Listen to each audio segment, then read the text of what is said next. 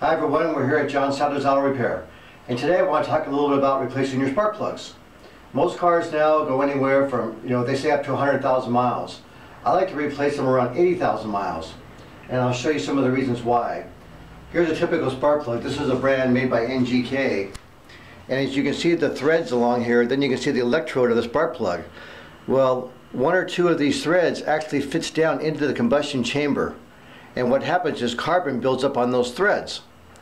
So that when you go to replace the spark plug and you take a socket and put it on here and start to turn this out, it might start to turn very, very hard. And if it does and you keep turning it, you're going to take the threads of the cylinder head out with it. So what we do in that type of a case is we talked in previous videos about the BG products, about the fuel injection cleaning system. Well, we'll actually take that fuel injection cleaner, spray it down the throttle body of the engine, and if you're doing this at home, you can go to a repair shop. You can go to the BG Find a Shop and find a repair shop in your facility, get this done, get those first couple of threads cleaner than they were before. Then what we do is we remove the coil and we spray some air down inside the cylinder because dirt gets down inside there. Then after we do that, we try and get this to loosen, maybe a half a turn, 3/4 of a turn, and then we'll take the air again and blow around because you're still going to have a lot of debris around this seal here.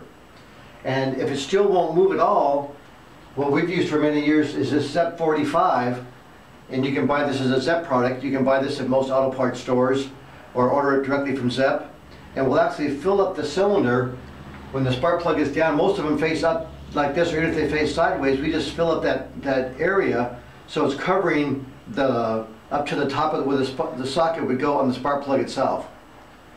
And then what we do is we leave it alone, an hour, hour and a half, and then we come back and we see if we can turn it another half a turn, and if it turns a little better, then we turn it in, turn it out, turn it in, turn it out several times until we know that the threads are lubricated all the way down and that spark plug will come out easily. Once we know that, we'll take a little rag with a screwdriver and stick it down in that hole and sop up as much of this as we can, and then we'll take some carburetor cleaner or some brake parts cleaner and we'll clean that inside of that tube, especially if the spark plug's down inside of a tube cylinder, and we'll clean that off, and then we'll remove the spark plug. And we put the new spark plug in. We use some stuff called anti-seize, and we put a little bit on the threads because we're putting a steel spark plug into an aluminum cylinder head, and a lot of times they get bound in there, they don't want to come out. So for the next time around, it makes it much easier for it to come out. Since most people are driving over 200,000 miles with their cars pretty easily today, we want to be able to go for a second time around. So that's just a simple way to know.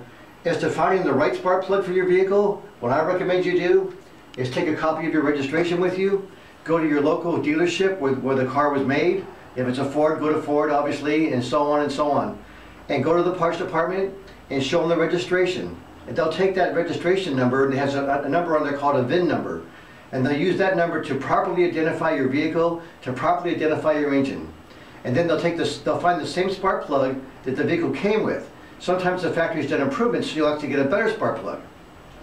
So knowing that first spark plug you're taking out, it's never had a service before, you're doing your first up to 100,000 mile service, why not put the same spark plug back in that lasted that 100,000 miles? We've seen a lot of difficulties with people buying aftermarket spark plugs, and then they put those in the vehicle, they're the wrong spark plug for the car.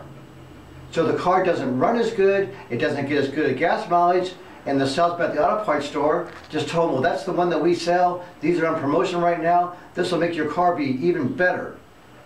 And it takes a while to figure these kind of problems out. So you're much better off going to the manufacturer, finding something that will last you another 80 to 100,000 miles, and then enjoy driving your car.